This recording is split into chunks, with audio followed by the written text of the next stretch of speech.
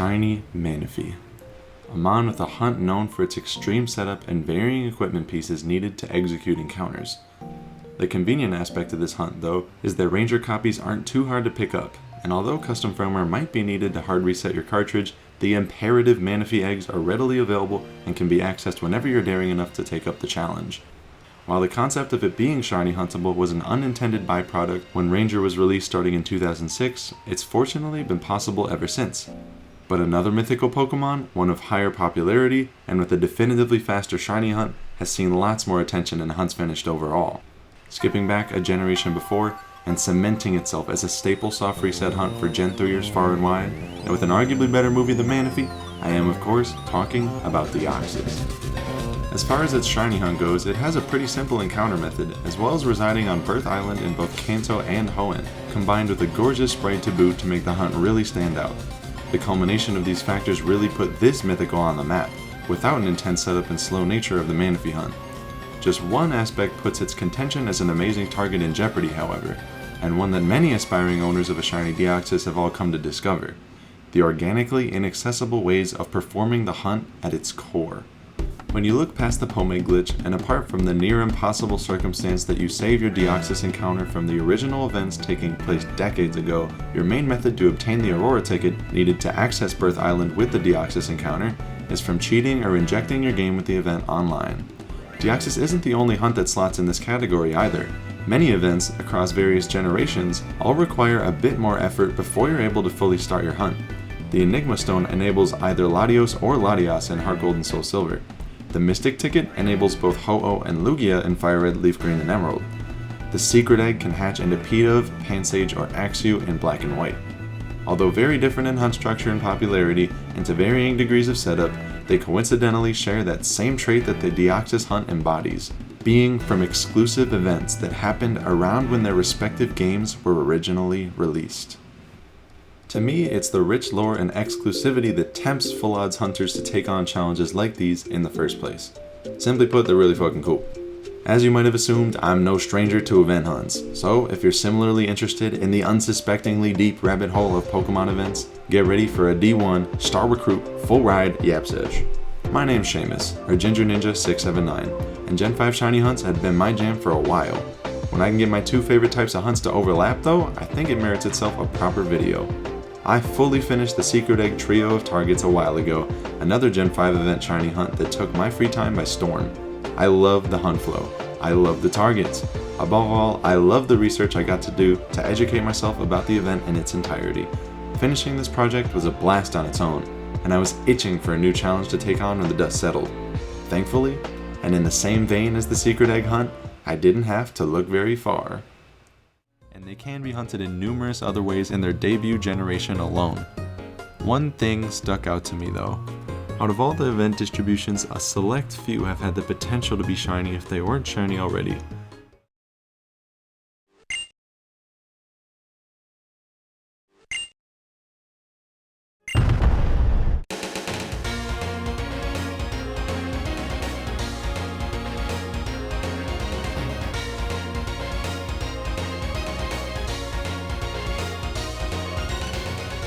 The scope of information relevant to this hunt is broader than you might think, so I hope you're able to guide yourself to the video components that interest you the most. Expanding and reflecting in a similar manner to the topics covered in the Secret Egg video, I decided to pack this one chock full of even more lore and research.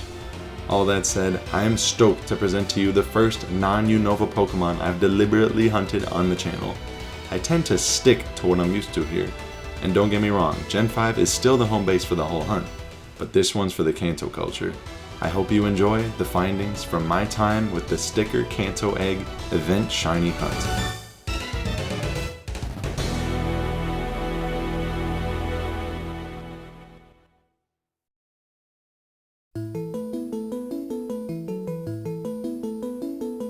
Let's set the scene. It's August 2008. You just finished 8th grade, and you've been a die-hard Pokemon fan since you watched the debut episode of Diamond and Pearl the year prior. The games came out around that time too, and you've been diligently playing pretty much every day after school. You're pretty good at battles, and your friends convinced you to go to the New York qualifier tournament in July of earlier that year. The tournament was a cinch, and all the other seniors were hot buns at VGC, so you naturally top 8'd the event, earning yourself a trip to the VGC Showdown in Orlando, Florida, just a plane trip down the coast. Your parents are hesitant, but they believe in you, so even after they lost massive amounts of money from their subprime loan investments that would inevitably freeze the global lending system, they cough up the money for a plane ticket. The day of the event arrives, and you ready your team of all-stars to do your best at the event. Unfortunately, you get paired against a Japanese player and get washed up by his level 1 Smeargle. You might be crushed, but you decide to enjoy your time at the event for the rest of the weekend. You watch some Gallade Gardevoir decks do pretty good on TCG tables and vibe to Rihanna on your Pandora. When Sunday comes around though, you watch an incredible final set and your previous opponent manages to take it all, winning a Wii and a copy of Battle Revolution as the grand prize. Pretty neat, all things considered, but you at least walked away with a pretty cool participation reward. On August 17th, that Sunday in 2008, every participating player was encouraged to receive the event distribution the Pokemon Company prepared exclusively for attendees. This distribution was for a Lucario, with some neat moves that would serve as an awesome souvenir for this soon-to-be renamed World Championship Tournament. With a successful weekend and tons of memories made, you lock in before starting high school and make sure you get your priorities straight. Pokemon unfortunately gets moved to the back burner as life gets busy and summers get filled with work and other plans instead. As soon as you know it, you're graduating college years later, and gathering your old stuff to move out of your parents' new house after they luckily put the rest of their earnings into Netflix stocks. Shoving away the unopened copy of Platinum your parents didn't know you grew out of from 2009, your DS still has that old copy of Pearl in it, and you waste no time booting it up. The intro gives you chills, and the memories start flooding back once the file details load in. But there's some unfinished business on this cartridge. As you navigate to the mystery gift selection, an immense wave of nostalgia hits you as a flashy pink box illuminates your screen, and you remember that Lucario that you earned in Orlando all those years ago. Event distributions starting in Generation 3 implemented a memorable way to introduce any mystery gift that players received in-game: the Wonder Card. Wonder Cards have long since been the only way certain events have any official documentation at all, at least past TPCI's advertisements about them. Beyond Wonder Cards, and in most cases the only remainders of an event happening period, are the remaining online forums with correspondence of in-person participants and other people that randomly got interested since. This is why Wonder Cards are so crucial in documenting mystery gift events, and keeping tabs on all of them becomes a bit of a tall order when you realize that they can be in a variety of different languages, occasionally even having multiple variations by region or individual event. That's where Project Pokemon comes in. These Wonder Cards were, at some point, ripped from physical game cartridges after their player earned the event. On Project Pokemon's main website, they detail a list of every known event gallery Pokemon, with their respective Wonder Cards in the 7 languages for every generation. They come from all kinds of events, widespread and small, for longer periods and ones that just lasted a week. It might help to think of Wonder Cards as receipts of their distributions that serve as reminders of a player's time at an event. The receipts are more than enough to give Wonder Card descriptions, including dates and cool notes about the Pokemon, adding to the immersive experience when they receive it. But sometimes, receipts aren't quite enough when aiming to recreate an event in its entirety. To continue the metaphor, the level of depth that I want to cover trails all the way back to the register. DigiX is a website I've mentioned before in my time documenting the secret egg distribution hunt, serving as a massively important website to Pokemon event preservation. It's a community-contributed site that takes the documentation of these events one step further, through acquisition and public release of event distribution cartridges. These forums include the dumped ROM files for all collected distro cards, separated by generation and again by the unique language games they were intended to distribute to. For the focus of this video and covering what I've always been the most interested in, we're going to be looking at the DS distribution cartridges. For every unique local event, and all the years that have passed since they occurred, it makes sense that the English page is stacked beyond belief. This checks out based on how many Gen 4 and 5 local events occurred across the DS game's peak of their lifespan too, with many of the more temporally available events or mass distributed carts making appearances. The same goes for the European distribution cartridge section, despite having less events spanning Gen 4 and 5 overall, still managing to put up respectable numbers. Both European and American event cards have been documented fairly well, spanning across years of their existence and managing to record a generous fraction of all known events that took place. DigiX is a primarily Western and European contributed site after all. That begs the question that demands an answer though. In the presence of all these properly preserved cartridges, one can only assume all regions would have similar documentation patterns, especially decades after the events originally went down. Whatever happened to the South Korean and Japanese event distribution cartridges? Many factors could be attributed to this disparity in successful preservation efforts between the hemispheres. Institutionally, Americans and to a similar degree Europeans have less legal penalization and cultural stigmatization when talking about theft and enforcement of those crimes. When comparing these societal aspects to South Korea or Japan, one can begin to understand why there might be a difference in successfully dumped and documented distro carts available to the public. Compounding with those norms, Nintendo is a Japanese company with a lot more influence in its native areas, with really powerful IP protection they've utilized to sue and imprison offenders.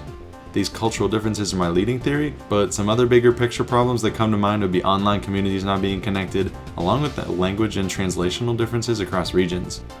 All these barriers, all these factors that prevent distribution cartridges from being dumped, and it begins to make sense why we have nothing to show in the realm of South Korean and Japanese distribution cartridges. At least, that's how it was for a while. On Christmas Day 2018, a breakthrough occurred. The very first discussion for the Japanese event distribution carts was opened on DigiX, and users flocked to admire the new discovery. This had never happened before. The strongest Pokemon distribution was a Generation 4 event that happened between the months of December 2007 to March 2008. Each distributed Pokemon, Melodic, Dragonite, and Salamence, were chosen via online polls, each having respectively competitive movesets, natures, and items equipped. While I wasn't able to confirm the exact amount of stores and at which specific locations they were given out from, it can be assumed all operating Japanese Pokemon centers would have been participating. The thread credits a Yoshimoshi for the cartridge dump, for having purchased the cartridge through an auction site. Thanks to this user, the Christmas Miracle serves as a crucial beacon for DS cart distribution. If it can be possible to preserve just one of the over 100 Japanese DS events, who's to say the community can't find more? Unfortunately, it still remains as the only cartridge of its kind to this day, even through the COVID Pokemon boom and the years since. As far as officially dumped Japanese DS distribution carts goes, at least for what I've managed to find, this is where the story ends. But curiously, it wasn't the only cart to slip through the cracks.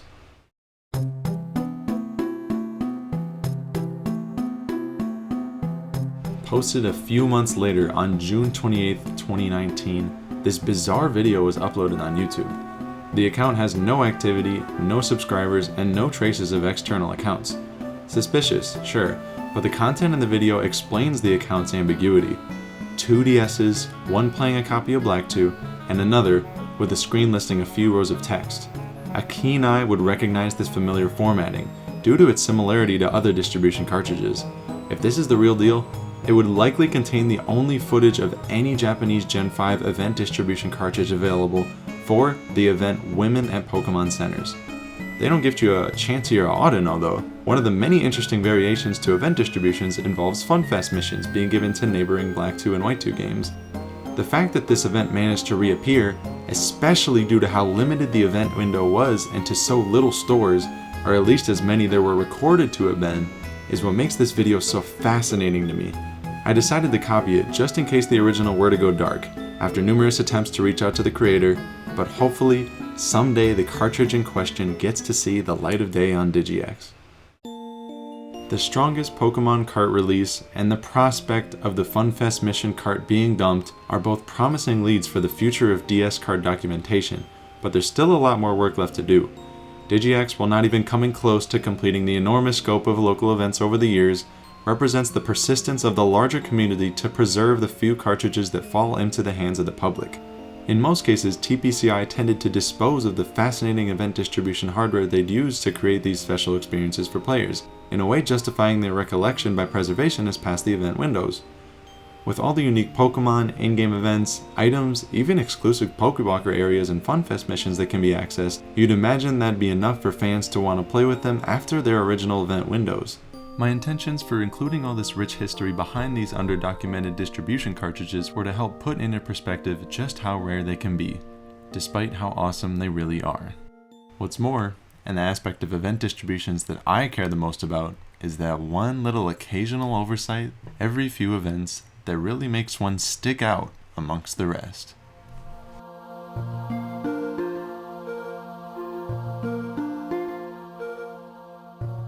When looking through the local distributions for Japanese and South Korean events for Generation 5, there's one such event that caught my eye when I was looking for shiny eligible hunts to do after the secret egg. The sticker promotional Kanto first partner eggs were an event distribution for Black 2 and White 2. So after confirming the Wonder Card's existence on Project Pokemon, stashing up on some goods, and clearing out some time on the schedule, I got cracking.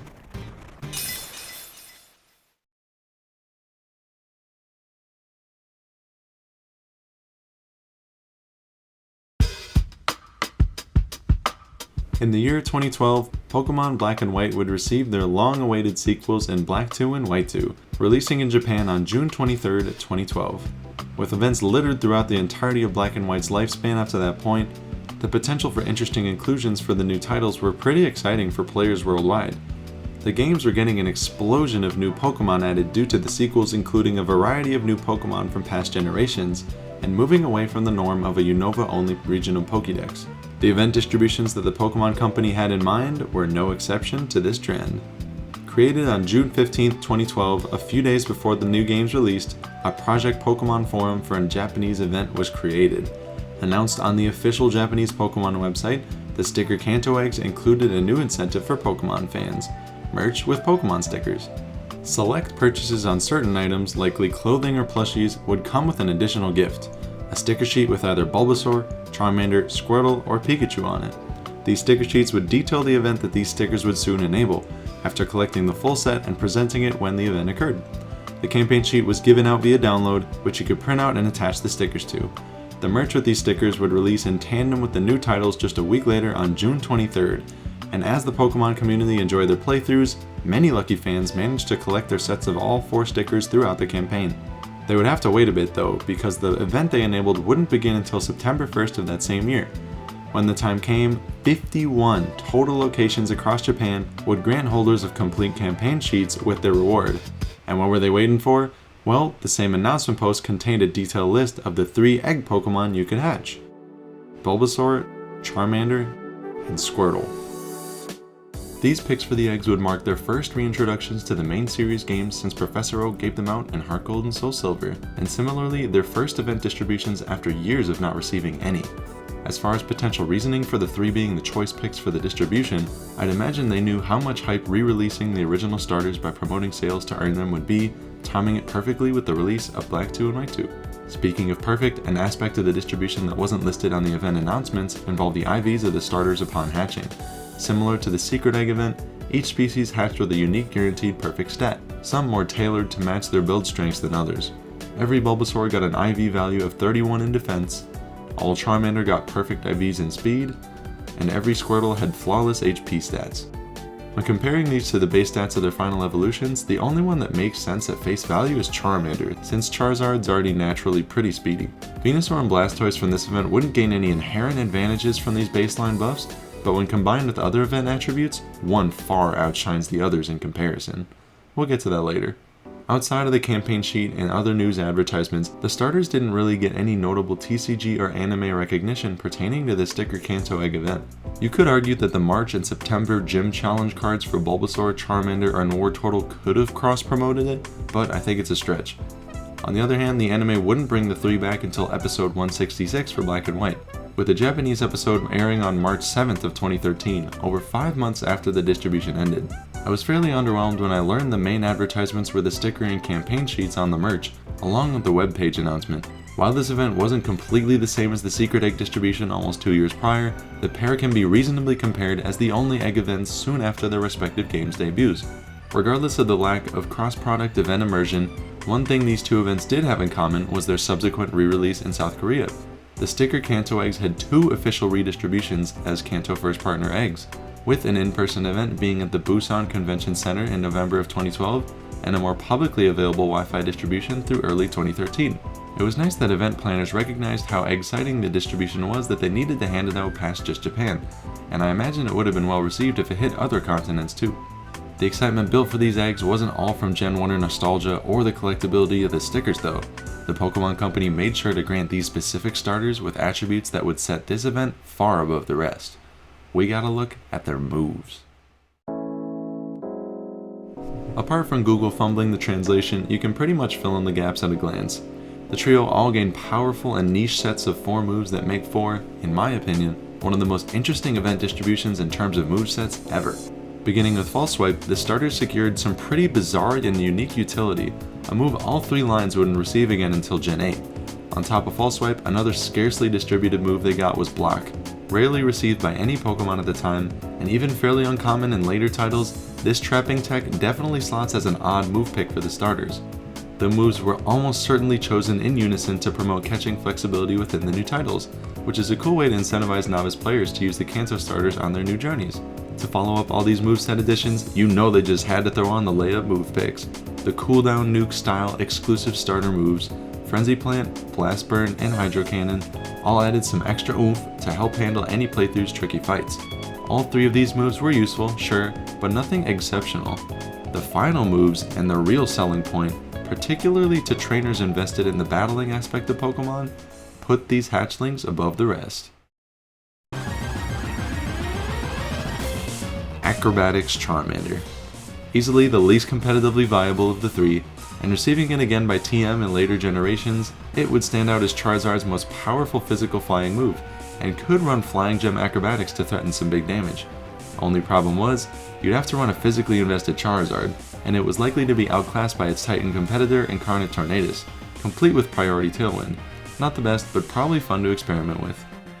Next up, Weather Ball Bulbasaur. Despite Weather being a pivotal competitive strategy in the Black-White metagame, Sun was an uncommon pick amongst the more dominant Rain teams and choice pick Tyranitar, and Venusaur wouldn't see usage in Sun teams for some formats to come. The icing on the cake though was the lack of Chlorophyll, Bulbasaur's hidden ability that likely could have bumped Bulbasaur into a Kingdra-esque Weather Abuser niche, but alas, it had to wait a few generations to see any real competitive success, and World Champ level success at that. Finally, there was an explicit reason I carved out some room to discuss these moves in the first place. The last move on Squirtle, eclipsing the relevance of Bulbasaur and Charmander's special move slots combined, was in fact, Follow Me. If you aren't caught up with Follow Me's role in the competitive scene, and reaching further its emergence in the metagame in earlier formats like 2013 VGC, you're in for a real treat. Essentially, it's a redirection-based support move that other Pokemon like Rage Powder Amoonguss and Volcarona excelled at utilizing, most often preventing an opponent from hitting their intended target with their moves. Follow Me was a very underused move in these early years of VGC, occasionally seeing use from the learn set of one of its signature Pokemon, Togekiss, but it would take a bit for players to catch on. I had a vague idea of Squirtle's move being important when I hopped on the sticker egg train a while ago, but it wasn't until scripting this video that I got a little nosy. I visited the Limitless page for the Kanto Final Evolutions in hopes that official tournament results could tell me more about the potential competitive viability for the trio. Charizard was nowhere to be seen. Likewise, Venusaur would still have to wait a bit. But when checking out the page for Blastoise, a single result indicates that Blastoise did, in fact, see a smidge of usage. UK Nationals 2013. Mike Selesky managed to pilot his squad to the top 16 of one of the biggest national tournaments of the year, with a team full of familiar faces for the Black 2 and White 2 format. But Blastoise felt like an odd pick. If it was packing Follow Me, would Volcarona and Amoonguss not be running Rage Powder? What other role would it take on for its partners? Without a team sheet to look at what moves the Mons ran, I took to the internet to try and figure it out. As luck would have it, after reaching out about Mike's UK Nationals run, I was able to get in contact with Chuppa Cross, who some may recognize as a big-name VGC player that I sourced from having a tweet about Mike a while back.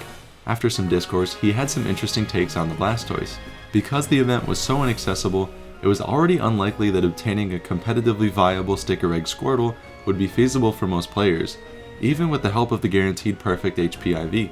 Another factor about the event Squirtle was that natures for the starters were randomly generated upon hatching, so it would have been possible but even harder to come by a beneficial Squirtle spread. With all these blocks in the way, my hopes this Blastoise was the Mon I was thinking of were fading. Chuppa still graciously offered to reach out to some people in his circle to find out more. Lo and behold, and something that totally flew under my radar, he sent me a public YouTube video from the Nugget Bridge, a leading VGC channel that chronicled battle videos from past formats and live events, and it's fair to say the video didn't disappoint.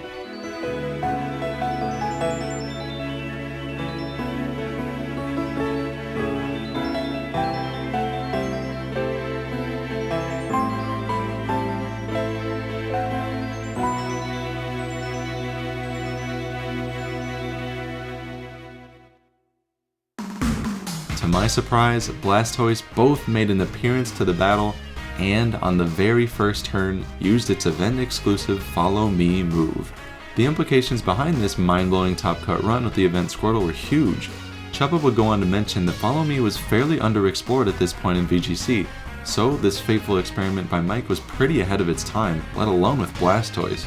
A notable factor for this limited usage was that event moves up to Gen 5 weren't legal in future generations, so this is one of the only tournaments anyone could have used Follow Me Blastoise in at all.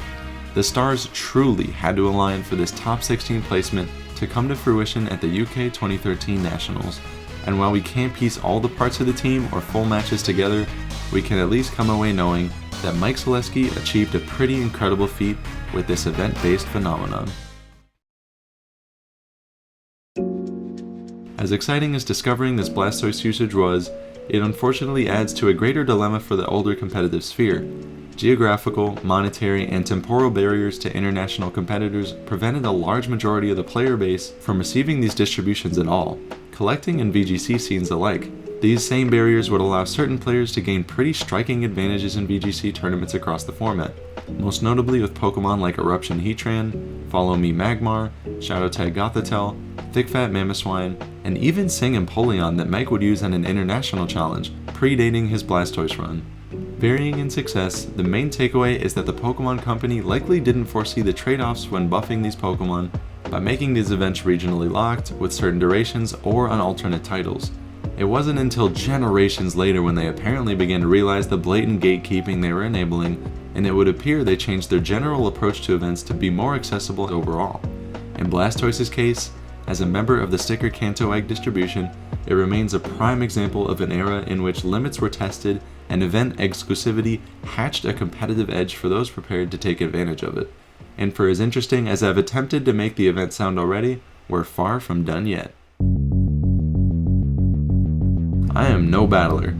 I'm not nearly as tapped into the event preservation scene as I'd like to be. I barely participated in the events that were available to me when I started with White 2 in 2013. Coming back 12 years later though, and happening upon the page for the local Japanese event distributions, I knew I had to put in my 2 cents. Shiny hunting is what I do best.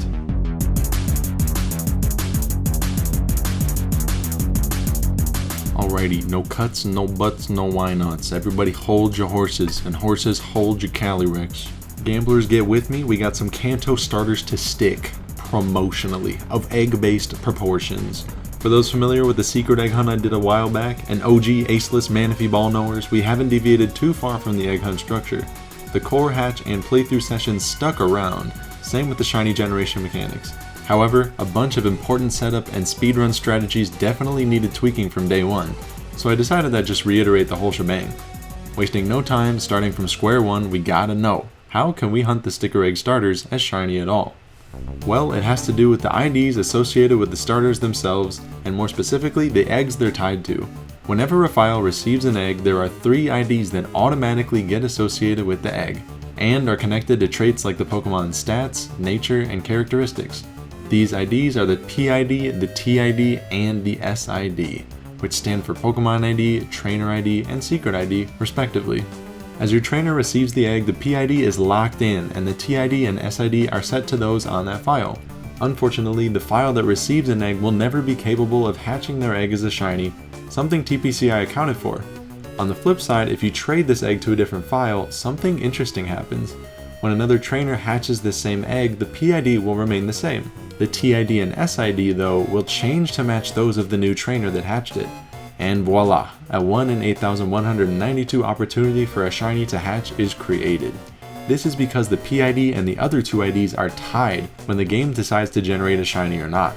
A really handy calculator that I used to test if the hunt worked or not is this Secret ID calculator, which helped me feel good about the shiny generation initially. Otherwise, Bulbapedia was all I had. From there, I could basically tweak my SID and PK Hex and test that in Desmumi to ensure the hunt worked okay. It is a really weird way to hunt a shiny after all. In random encounter hunts, you're crossing the same TID and SID on a file to see Pokemon with different PIDs to get them to match. For these eggs though, you have to use the static PID of any given sticker egg. For random encounter hunts, the trainer hunts the shiny. But as far as the sticker Kanto egg hunt goes, the shiny hunts the trainer. In order to hatch these eggs though, you have to get them in your game first. As you've probably figured out by now, there is unfortunately no distribution cartridge that survived past the event window as far as the community knows, and despite there being over 50 stores distributing the event. However, some trainers managed to keep their wonder cards past the time frame, proving instrumental in documenting the distribution and reviving the shiny hunt as a whole. When you download the wonder cards from Project Pokemon, you can use PK Hex, a Pokemon save editing tool, as a vessel to inject the eggs into any given save file. This reception method transports the event to your game without needing the distribution cartridge at all, and this was the way I chose to receive it too. What was assumed to be a big part of the distro cart though was that it would give your game a random starter every time. How would I control for what starter to get from any given PK Hex injection? Should I hunt them one by one? I think I settled for the most interesting option. I went on Temu and bought some pretty dice to use before injecting for every egg I would receive. At first, I used a random number generator to decide what starter to give my game, but I wanted to jazz it up a little. I also got like a ton of random dice I don't know what the fuck to do with now. Apart from the dice, I had to settle on another really important decision for the hunt too.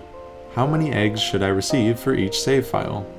Now theoretically you could inject a full set of 12 mystery gifts on a file, receive them all, delete the wonder cards, and get a new set. Additionally, on the original Project Pokemon forum for the Japanese event, it was mentioned that you could receive multiple eggs per file, allowing for people to use more than one sticker sheet to claim more than one wonder card. I came back to this thread in my research and realized it might throw off all my plans. I was intending to hunt the sticker eggs the same way that I hunted the secret eggs, one egg per save file, then stashing before resetting. Then in the midst of it so over, I found there was within me an invincible we are so back. As we discussed before, the Japanese distribution wasn't the only way these eggs were given out, and I discovered the 2 instances of South Korean players receiving the event, renamed the Kanto First Partner Eggs. For both the Busan Convention Center and the Wi-Fi variations of these releases, players were limited to 1 wonder card per save file. In my eyes, this was a more fun way to hunt the eggs than the unlimited per save file approach. In the bigger picture, as preachy as it sounds, anyone can shiny hunt however they see fit, so this was the route I decided on in the end. And that was my starting point. From there, I had to get the ingredients for the recipe.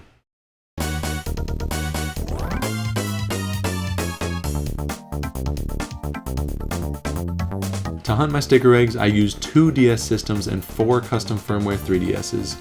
The DSs were only really around to trade eggs back and forth, so I used 2 copies of Black and White to do so, but it didn't really matter what game I chose. For the 3DSs, I got 4 copies of Japanese Black 2 and White 2, and these games would be the ones collecting more eggs and checking the stored eggs for the bulk of the hunt. Another important thing that these games would do was that every time I used new games to check eggs was play through that set of games. This is how the playthrough sessions worked. To start, I would reset the file from the previous save with the up, select, and B button combo at the start screen. From there, I would start 4 fresh files, naming them something distinct so I could tell them apart if I needed to. After naming myself, Hugh, playing out the opening sequence, and loading into my house, I would then set my options. The first 3 are for text speed, set mode off, and animations off, so I could play through as fast as possible. But before that can happen, we have to take a quick detour to prepare the egg on the file. Once I saved with the prepared options, I would shut my 3DSs off, then boot into God Mode 9, which comes with the custom firmware I installed on each of them. This application allows me to back up the save file onto an SD card, which we then take to a PC. When I open up PK Hex, I can upload that backed up file onto it, and from there, we also want to break open a spreadsheet. I could then access my trainer IDs and secret IDs in the save window, which gets logged on the sheet under whatever I name the file. The main reason we brought the save file into PK Hex though was to inject all my games with an egg. I then took the time to roll for starters, and whatever dice roll was highest, I would put the corresponding wonder card into that game. I'd need to be rolling once per file, so 4 times across all 4 saves. With the eggs determined, I'd inject the wonder cards one at a time, and logging that starter in the sheet too. After that, I'd back up this revised save file to checkpoint, navigating through the SD card to where I created a pre-made backup for either version beforehand. Then, my SD card goes back to the 3DS where checkpoint is the next checkpoint in the process. That is so fucking cheesy, oh my god. With my game in my system, I could rewrite my save file to be the new one with the injected egg on it. After about 10 seconds, it should all be ready to go. I would repeat this backing up, logging, injection, and rewriting process for all 4 3DSs, then I could start playing through the game again. With all 4 games prepared, the playthrough sessions are officially ready to begin. Your mom gives you a quick yap sesh out the door, and Hugh follows suit once you hit the street. Navigating with him to the Aspertia City lookout, Bianca is ready to give you a starter. We choose Tepig for the playthrough, as similar to the secret egg hunt, it can get some match flipping burns that can save a lot of time. After beating Hugh, Bianca takes us to the Pokemon Center for a quick tutorial. We spend all our money on Pokeballs, then grab the sticker egg from the delivery man on the way out. Our mom gives us the running shoes before leaving Aspertia, and then we hop into the catching tutorial with Bianca on Route 19. Following that up, we catch 4 Pokemon to fill the party slots of each game. Patrat or Purloin will do. Route 19 is just the area with the lowest levels to safely catch Pokemon at. Alder stops us before we get to Flossessi Town, where we should probably heal the full at the Pokemon Center depending on how hard catching hit our Tepigs. Then we go to Route 20 to fight a couple trainers. You can generally get past these pretty easily, especially if you've got an Ember by this point. Entering the Flossessi Ranch, we once again heal the full from the ranch lady if we need to. We'll hit a couple encounters on our way to Team Plasma, but after saving the Herdier, we head back out the way we came.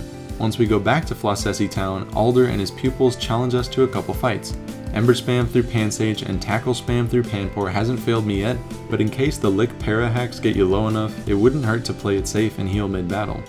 After we win and Alder gives us a nice free heal, we then book it all the way back to Aspertia City and the gym. This guy on the way in gives us a potion too if you need it. The fights so far have been pretty easy to autopilot, but the 2 gym trainers here love to sneak in crits when I'm not paying attention. Ember spam generally does the trick, but make sure Tepig doesn't faint before Charon. Once they're down, we heal Tepig to full and equip Oran Berries before saving in front of the gym leader. The fight strats depend on your Tepig level at this point, so if it's reached 13 and learned Defense Curl, we spam that until he's pretty tanky. I go to +6 to never let Patrat get too much damage in, but it also risks more crits. Otherwise, we just Ember spam Patrat down and sack swap 2 Mons to heal Tepig if we need to, trying to conserve as much health before Lillipup as we can. This guy needs a few attacks to take out, but it's hard for bulky Tepig to lose to anything but tackle crits at this point, so otherwise we just play for the burn. We take the badge, then head outside and mash through the dialogue. At the end of the link up, Bianca gives us the Sea Gear, which finally allows us to trade remotely. And all that is the gist of the playthrough phase. First things first, we kick off the hatching phase by trading our eggs between the systems since they can't be shiny on the original files. Before we can start checking them though, I like to get these new eggs edged down to an egg cycle of 0 before trading for old ones. So I pop open a separate DS on the side, which applies pass powers to help speed up the process. On each file, I save routinely as I run down the egg in my parties with the hatching power 3 applied. Eventually, after a few minutes, the eggs finally start to hatch, which should show whether they'd be shiny or not, and then reset to turn it back into an egg. The step counters aren't up to speed though, so I make sure to get all of my games down to 1 step before hatching the next round. I like to get these new egg checks out of the way fully before getting to the old eggs, so the 3DSs trade across for 4 new shiny checks, and after resetting, trade between again for a total of 12 new egg checks before touching the old eggs at all. Now, we can start checking old eggs. For this process, we gotta load up the 3DSs with eggs from the DSs. So, 2 systems at a time, I trade over 4 fresh eggs to the first 4 slots of the party, and then we stash the new egg on the hub games as soon as we move them over. Once both sets of 3DSs got old eggs galore, we check all 4 sets simultaneously. Then, we trade between, check all 4 again, trade across, and you guessed it, check all 4 again, and hear me out, kinda crazy, we also trade one final time for a total of 64 checks for 4 sets of 4 eggs across 4 games. We basically repeat this until the rest of our eggs in our hub games are all checked, and I like to slide the checked eggs to the top of the hub boxes along the way. Everything said and done, a hatch session should total to 4 times the amount of my checked eggs with an additional 20 checks from the new eggs. Before starting another playthrough, I make sure to check all my eggs are lined up in my boxes for the next session. Consider it egged. That's the standard rundown of what a playthrough and a hatch session looks like for the hunt. This is totally self-imposed, so I have no one to blame but myself, but I really like the flow and I aspire to get even better at it. I took a bunch of inspiration from the secret egg hunt when trying to get the setup to work well as the hunt goes on, and injecting took a while to get used to, but it ended up becoming second nature after a while. After any given hunting session, I would usually have new eggs and log their PIDs along with their corresponding original trainer in the spreadsheet too, so there was a bit of work behind the buttons from day to day. And day to day this hunt went. Or a couple days in between. Or a month. I had the luxury of time and a ton of motivation when I originally tackled the secret egg hunt, spending a month straight grinding around 7 hours a day. They also counted towards my long-term goal for the channel, helping me close out some slots in my Unova Shiny Living dex. Recreating that grind and mindset wasn't possible since I graduated and started working full-time this year, but I was still committed to making progress when time allowed. On January 18th, 2025, I tackled my first stream with the hunt. Naturally, it took me a while to get my stuff together in terms of injecting efficiently in playthroughs, but everything said and done, it was a pretty great pilot sesh. The chat was chatting, the eggs were cracking, and the promotions were definitely sticking. As the days passed, the eggs gained and the Phasemon checks would naturally start to plateau a bit, and the egg checks would rise as the hub boxes got more and more full. I was glad I could stagger the hunt with so many others on the side as well, and I think the hunt was a great indicator for how often I could work with my free time to allow for some shiny hunting and the post-grad life. Besides a bunch of crits from Charon's Lillipups during unlucky gym fights, the sessions were in fact cruising. I logged the eggs as they came along, I kept finding neat ways to save time in the playthrough sessions, and overall I had a pretty good pace. So good, in fact, that I got used to it. I was so locked in, I had my YouTube and shows up on the side and chat to gas me up the whole way. In my mind, playing the long game was the way to go, especially with how my first secret egg phase went. But shiny hunts have a funny way of sending you a message for when you least expect it.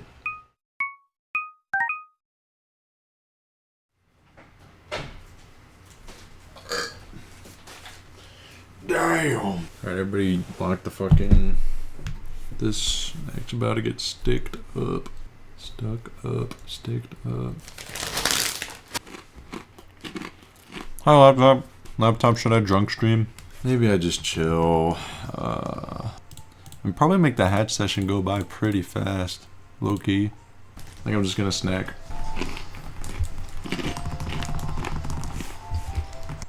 Alright, let's catch some Pokemon or whatever. No, man. No, bro. I'm just gonna catch all of them. Trust.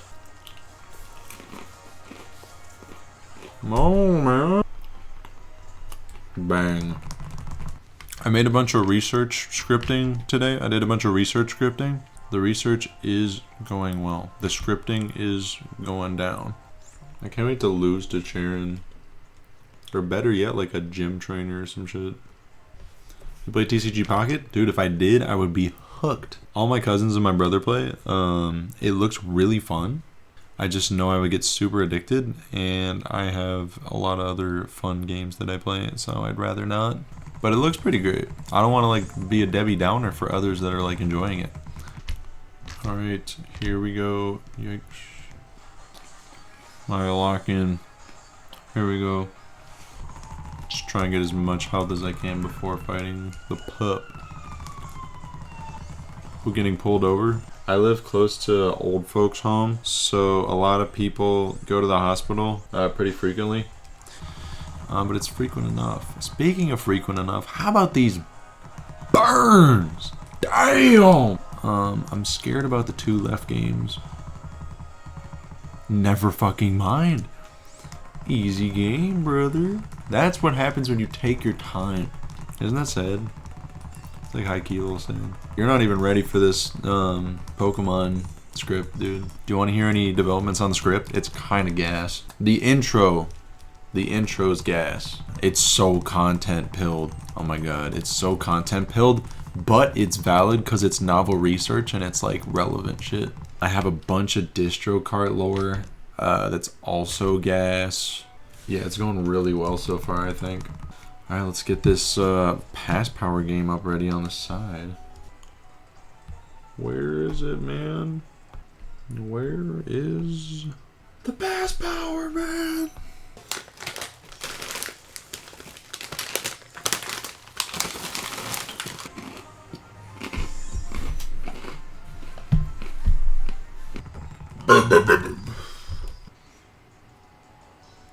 Bro, what the fuck?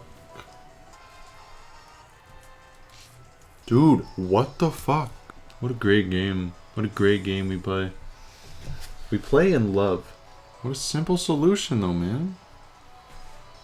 Very simple. Dude, is there like an infrared ghost in my room right now? Is this Minecraft in real life right now? Hello? It's annoying. We're just gonna be awful. It's never happened this much. I fucking hate trade disconnects, man. Here we go.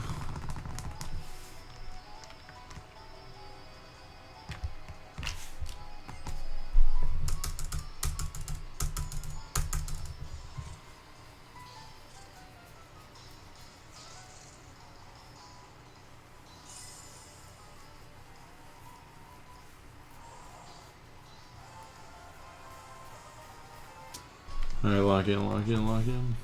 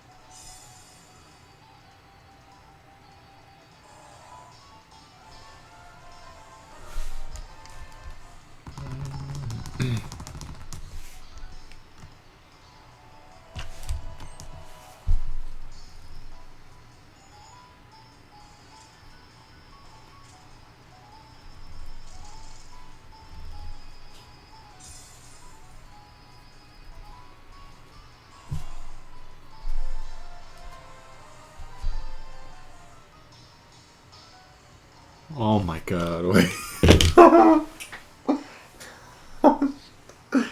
Holy shit. I'm like glasses off right now, and you can see the difference in like the golden versus the normal. Oh my god. Wow. Wow. It's real. The sticker egg is real. The sticker egg is real. I was literally, after stream last night, I literally forced some secret ID shenanigans to like make sure that it was working and everything. I guess I did not have to try it too hard. I've had so many trade errors this stream. I could have messed up trading this egg over and it wouldn't have worked, which is crazy to think about. But we got it. First phase, no random Pokemon, no bullshit. It's first phase, under odds. Damn. Alright. I don't even know where to start, dude. Holy shit. Wow. I have been so excited to chip away at this hunt recently. Let me get to the single screen. Wow. Oh man, that's gorgeous. Dude. Oh, it's so pretty. Oh, it's so pretty.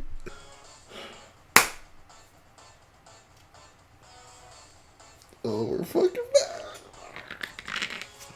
Holy shit. The level of back we are right now is insane.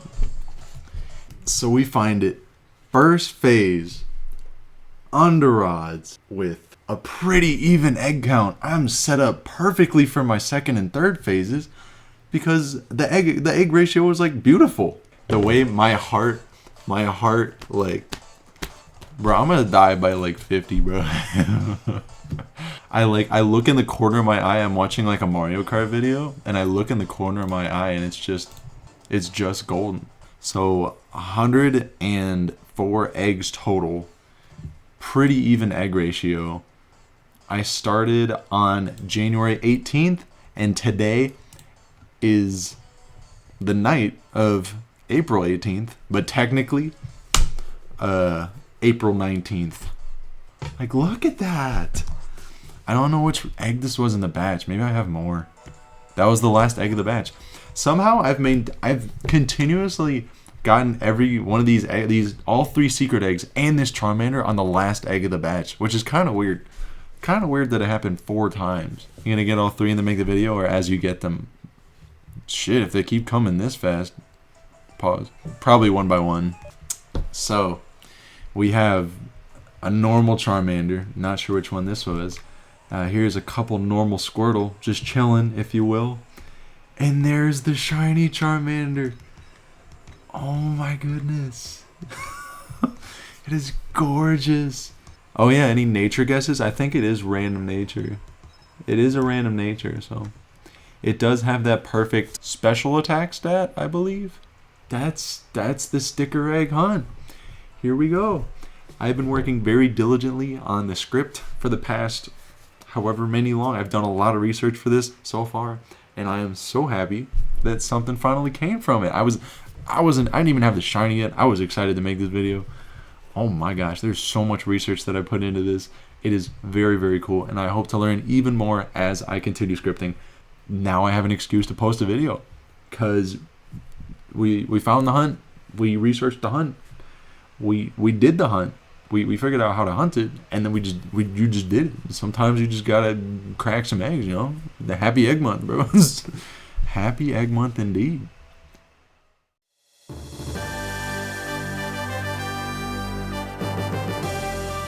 On none other than Easter weekend, I was fortunate enough to claim the first recorded shiny sticker Kanto egg starter, Charmander. I can't say I had any favorites going in, but seeing that gold pop in the top left was pretty neat. No time like the present though.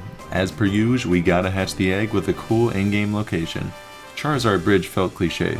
Nothing else was really standing out to me. Then I remembered. I chose to hatch my secret egg Pidove in a spot where only egg Pokemon can have that met area tag. The answer was clear. We had to take this Charmander to N's Castle. No master plan or hidden meaning behind this spot I picked. I think it's just a cool location to hatch an egg in on its own. Traversing through the game and arriving to the crevice below the steps of the Pokemon League on Victory Road, N invites us to come with him on his expedition. But we're hatching bigger plans. So we have traded our egg over officially. It is about good to go. And I had a little bit of reasoning for hatching the egg here over any other location in Black 2 White 2. There's some really cool spots. You know, you got Pledge Grove, you got your Driftvale drawbridge, the Charizard bridge, if you will. But N's Castle, motorcycle. N's Castle particularly interesting to me, as you don't really get to encounter anything in N's Castle outside of like. No, you don't get to encounter anything in N's Castle. This is like an egg exclusive hatch location, right? You can't get anything else here. It's just cool, you know. Dragons, Charizard, basically a dragon. N's Castle. You got Zekrom here. And yeah, you don't see a lot of things with this hatch location, so I figured it'd be a nice spot. A good fit, if you will. A nice hatchling. And there we go. Shiny Charmander. Dang. Nice. And I didn't really have any names in mind for Charmander, so I'm probably just gonna not name it, but yeah, 5,000 something eggs is not too bad. It's good to finally hatch him. Look at him go. Bang. And he has a naive nature. I remember it being, I believe, a plus speed minus special defense. That sounds right. And yeah, there's that acrobatics, that exclusive acrobatics move that it gets from this event for this generation. It's kind of cool. Sweet. So yeah. I would love to take him into an encounter. Let's go and check him out. Here we go. It's cool that you can hatch him while walking with N though. It's pretty sick. So yeah. Our first 6 sticker egg phase. No Phasemons encountered. 5,000 eggs. Shiny Charmander. Nice. Pretty even matchup. This feels like a 50-50, honestly. I think Charmander's got it. It would be doing an injustice by not showing how gorgeous the shiny Charizard line really is in Gen 5. I'll probably keep it as a Charmander in the long run, but it's pretty amazing to see the evolutions in their fiery and full pixel art. I'm typically a grass starter guy, but I got zero shade to throw here. I had a blast with this first phase, and getting one of the eggs as my first shiny into the hunt was quite the blazing start for what I hope to accomplish.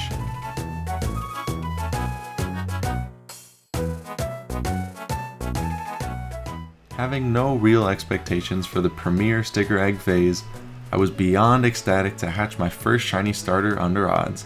Even more special, I found extra motivation during the community ran Egg Month this past April, and I'm happy I could hunt alongside so many other full odds hunters during my journey. The day-by-day sessions always provided a nice break from the norm, especially with all the questions and late night hangouts with chatters.